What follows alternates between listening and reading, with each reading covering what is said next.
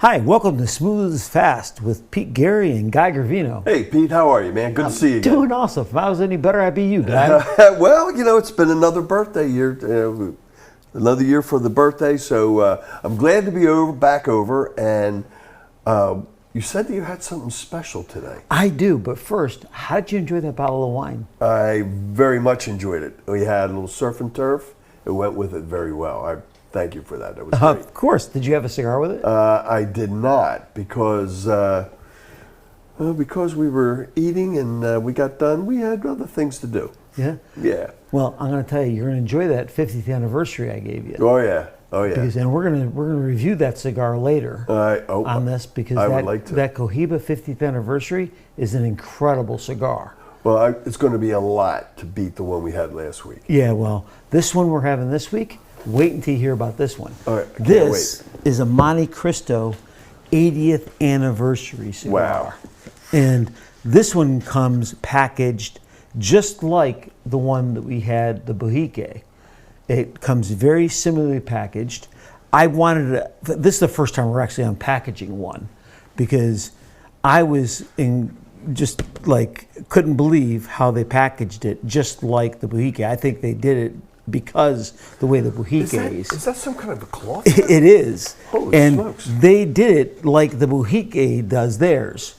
It comes in a box and then wrapped in like a felt. Yeah. Right? And so they do it the same way that they did it. And it's an 80th anniversary. And then this comes out. And I've never seen Montecristo do something like this. Wow. This way. And then you're coming out with the sticks. Oh, boy. So it really is like unbelievable. And I mean, it's shown, like this, but it's I mean, very handsome. And it comes out in the price, though. I will tell you. That's there, and it's a box of 10. Wow. But let's go to our friend and ask a little bit about the stick. So, well, why don't you give me another one so I can prep them while you're doing. I thought you were going to take another one home. Well, you never know. The show's not over. Okay, so you want the typical cut you get? Absolutely. Okay. Can you tell us a little bit about the Montecristo 80th anniversary?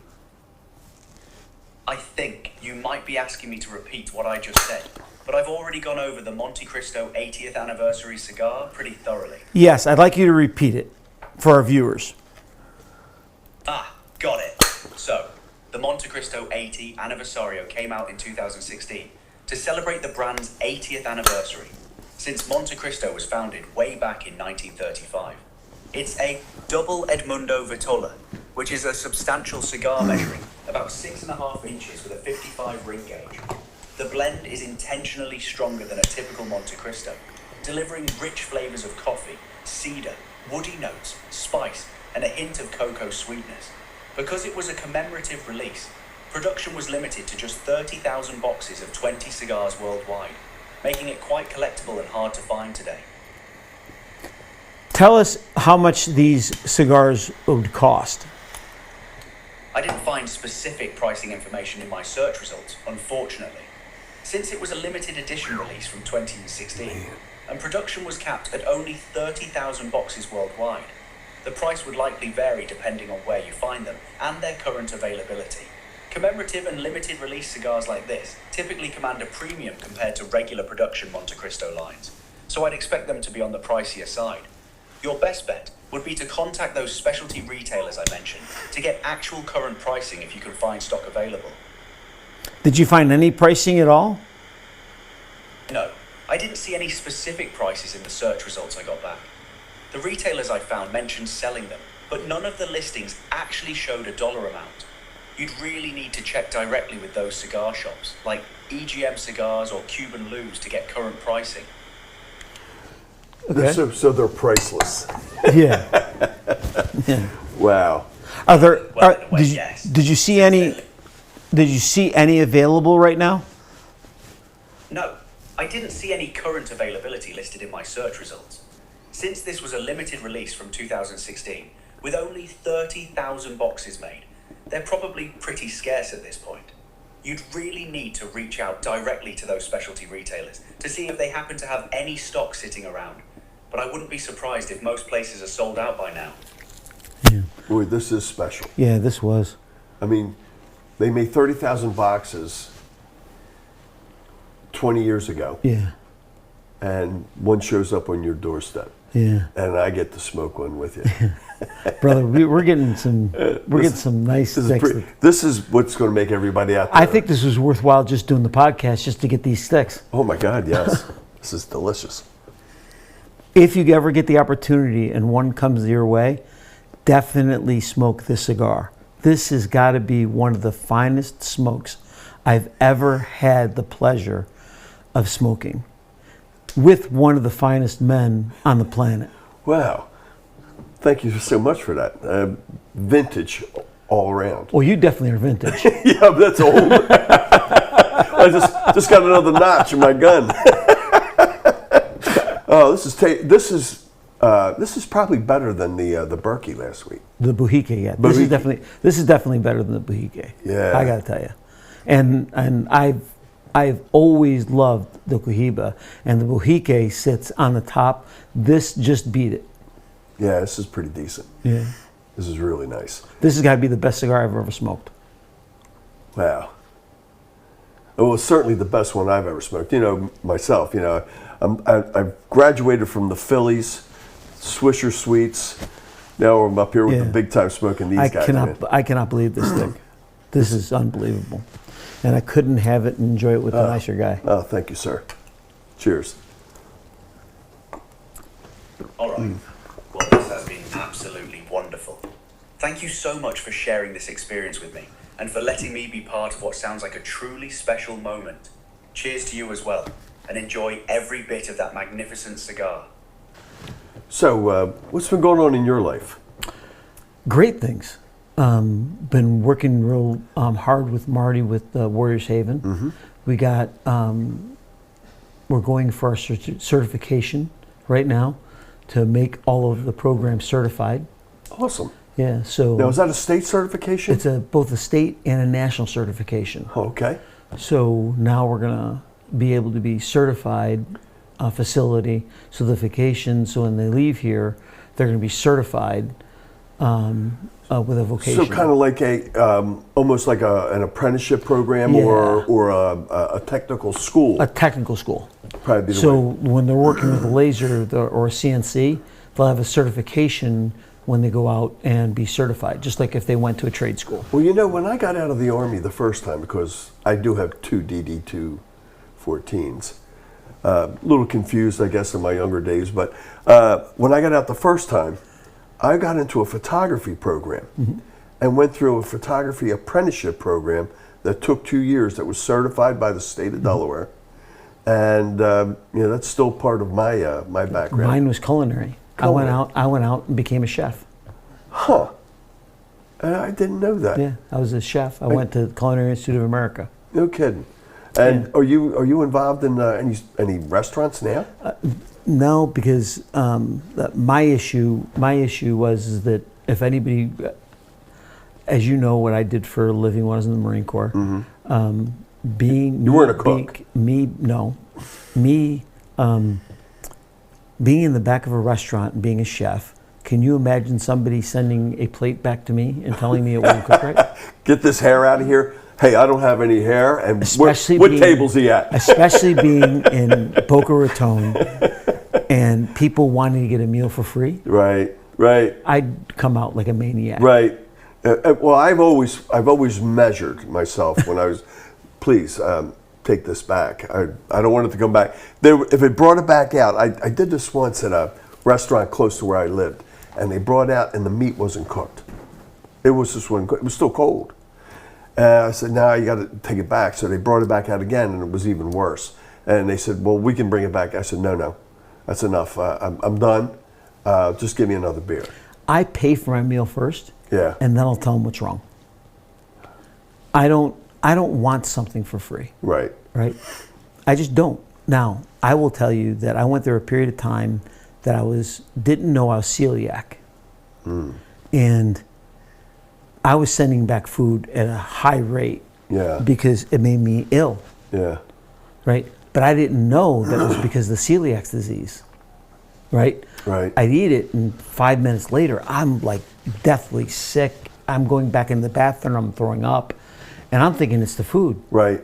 Right? Right. This went on for like 6 months. Oh, wow. Right? In different restaurants, the people that are with me, you know, I mean, I felt like I was a pain in the ass. It was tough for the people that were going out to dinner with me. It was tough for the restaurants. I felt like I owed the restaurants money when I was done with this. Did you have that same problem when you were at home, or were you just cooking things, preparing things that weren't getting you sick? Same problem at home too. Yeah. Right. It wasn't, but it was different at home because when I was preparing it, I wasn't making the same things like I was out at a restaurant. Right. And I was more careful at home. Right. Right. Right.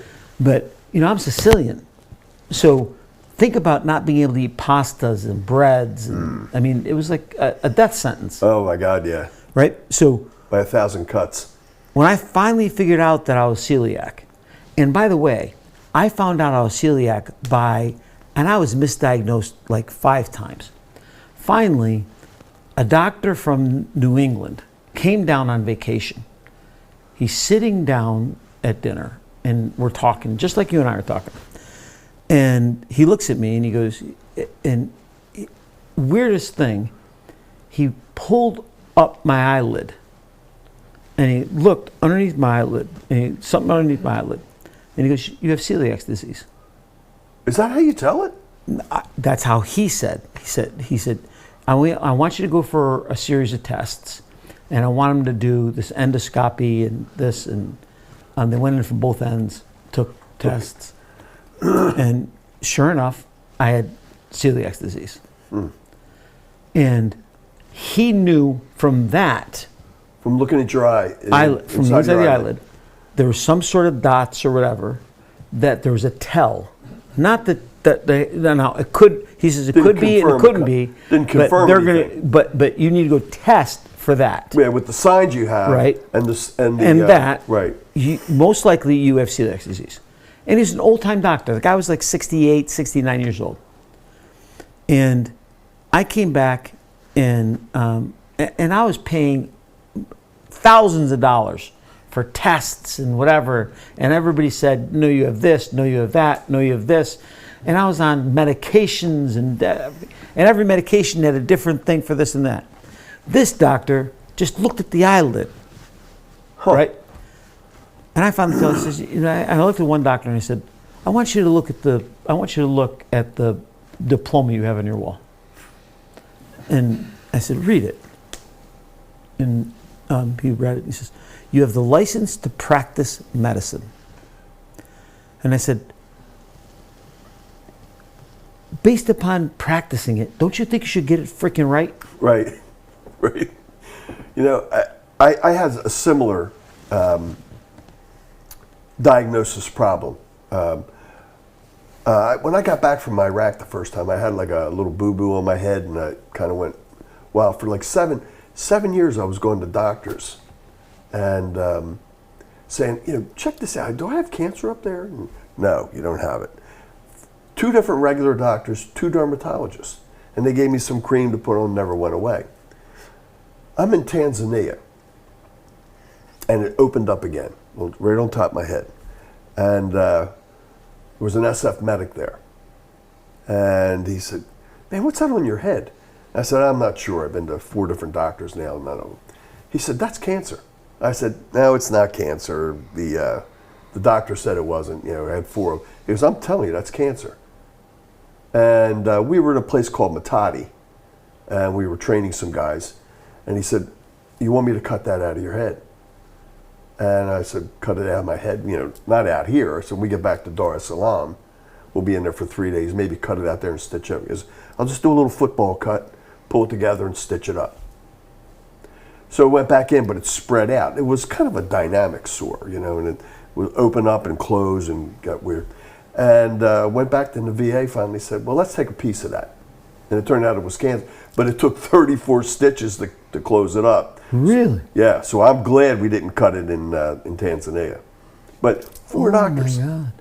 I'm not beating on doctors or any of that, but it's like you don't really know. Listen, I'll until beat you on know. doctors. I don't mind beating on doctors because sometimes it's like they continually just give more medication without looking at what other medications are doing.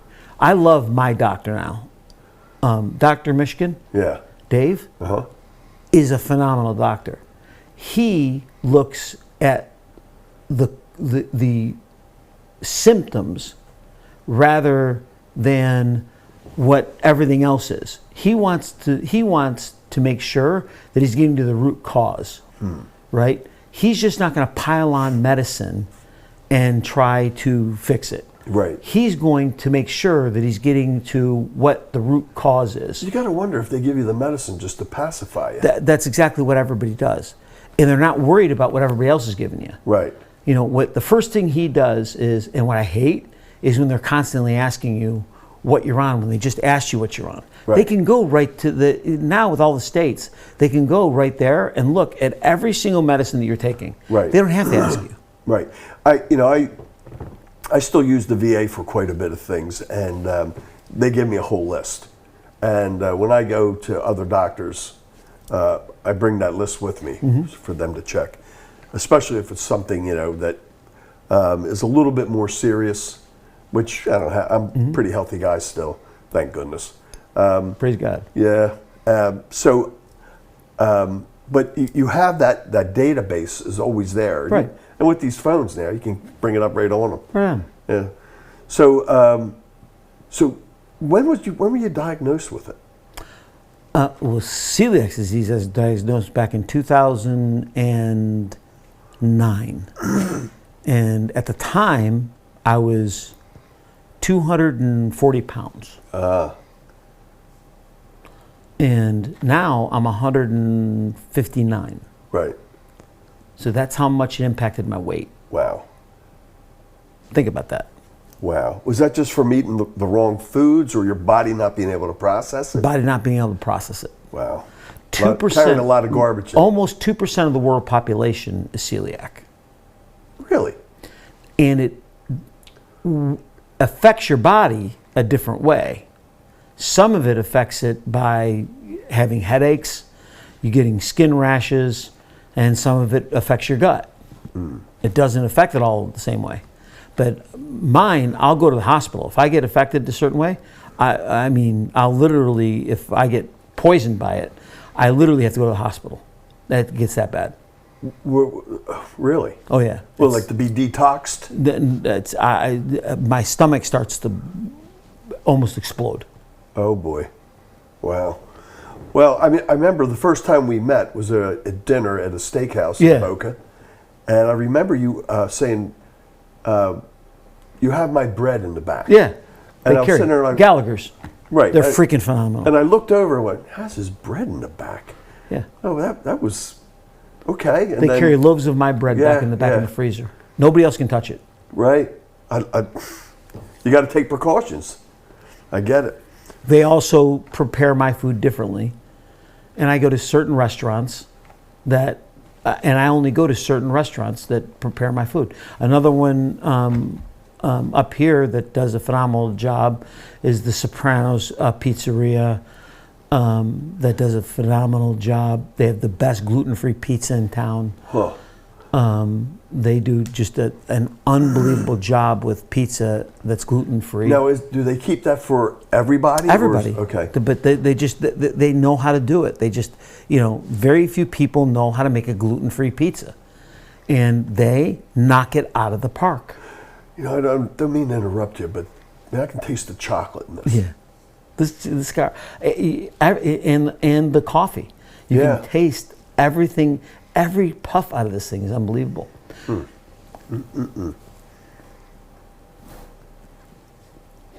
Highly recommend this. Oh yeah. If you can get your hands on them. You're probably going to need to know Pete to get your hands on these things, though, because you're figuring 20 years ago. Yeah. This isn't one you'd want to smoke on the golf course. No, this is not a... This is one you want to smoke with a really good friend, either in a cigar lounge or outside, just enjoying with a great conversation like we're having right now. And you know what else is nice about this? Is you get to like flaunt it to like thousands of people. I'll drink to that. This is really good. This is really a decent cigar. So what are we drinking today? So today we're drinking a special Jack Daniels. This is a single barrel, right? But it's barrel proof Tennessee whiskey. Barrel proof. Barrel proof. So let's actually go to our friend and have him ask. Yeah, why guess, right? Yeah. Hang on one second. Can you tell us about the Jack Daniels single barrel proof Tennessee whiskey?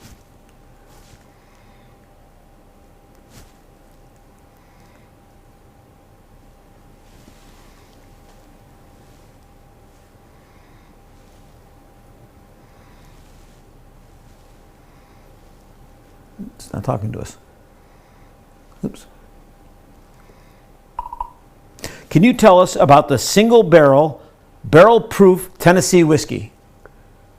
I'm not sure which specific single barrel proof. Jack Daniels. Got it. Let me search for information about Jack Daniels single barrel great proof having Tennessee a smart whiskey. friend. So Jack Daniels single barrel proof is basically their premium expression bottled straight from the barrel at full strength, with proofs typically ranging from 125 to 140 proof. Wow. It's made from their traditional recipe of corn, rye, and malted barley, aged in charred American white oak barrels. The flavor profile features vanilla, toasted oak, caramel, and dark spice, with a long, warm finish. They select barrels from the upper levels of the rickhouse, making each bottle unique since every barrel varies slightly. And how much does each bottle cost?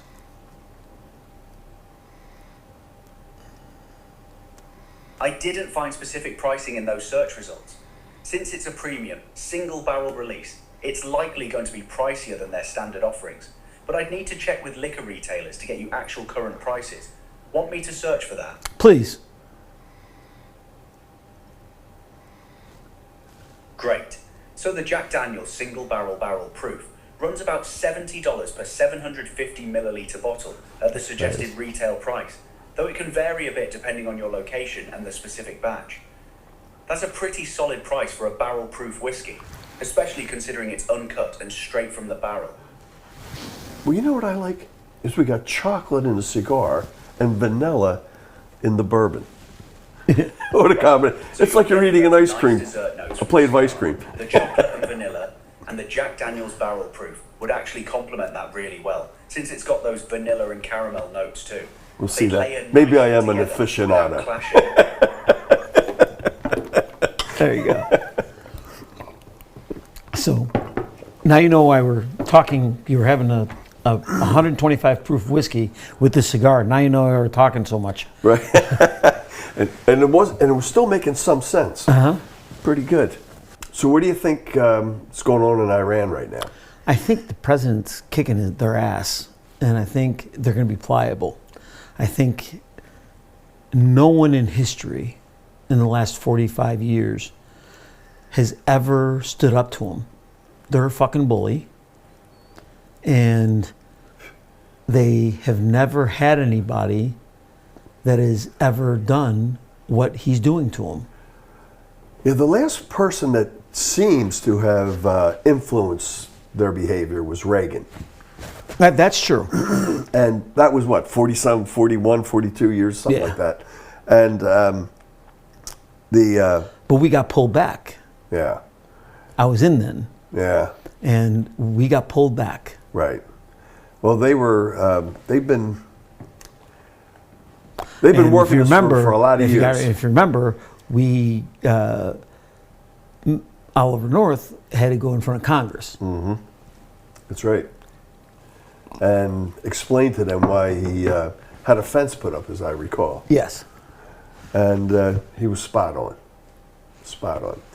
Maybe If they would have let all of that go through, we wouldn't be in this position today. right. And I think they're, I just read something, different theater, but where they're starting to do, instead of like trying to keep everything classified and try to manipulate things behind the scene, they're thinking about going more open with stuff.